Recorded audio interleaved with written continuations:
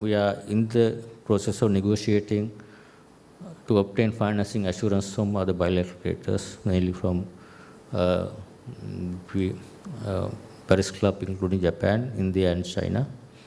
They also report in the media today. I saw at the cabinet briefing, they also mentioned that we have concluded that negotiation. I think it's probably a miscommunication. We have not concluded that step yet. We have made a lot of progress. We are in the process of completing that. But we said basically our intention is to complete the negotiation somewhere in January.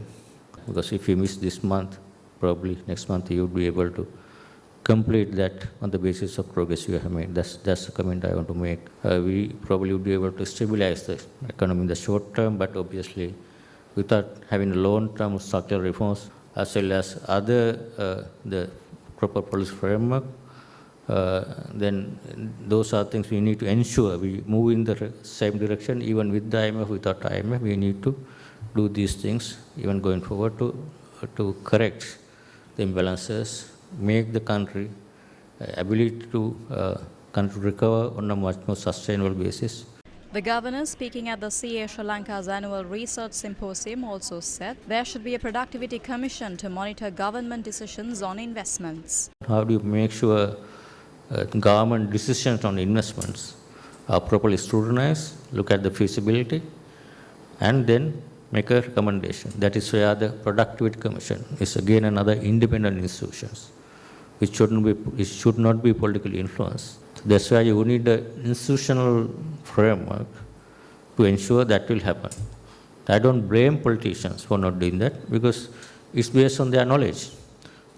No one can expect the representative that we elected to the parliament are experts in all the areas. That's why you need to have proper institutional structure that will advise them, that will recommend them these are the right things. Then obviously their responsibility is to implement those based on public interest. Then other parties, the public should also demanding from their representatives that these are the right policies.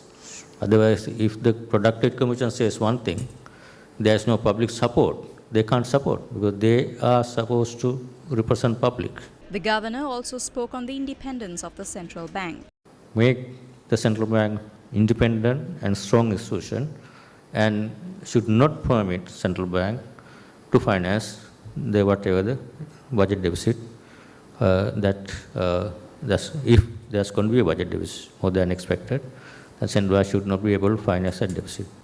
There has to be another institutional framework which ensures that this bad practice, although we all know that is bad practice, but if there is no law or no framework, obviously that will happen again. So that's the next important reform, is to make central bank independent, and there are a lot of other provisions coming in. This one important one is to prevent or prohibit central bank to finance directly the budget deficit, bringing in proper frameworks irrespective of any change in government, any new administration. Once we have framework, everyone will have to follow that, unless there's a new theory comes in and parliament itself decides that, this is not the right one, we revise it. I think for that, people will have to support it. Otherwise, parliament can't do whatever they think without people's support. That is people's public education.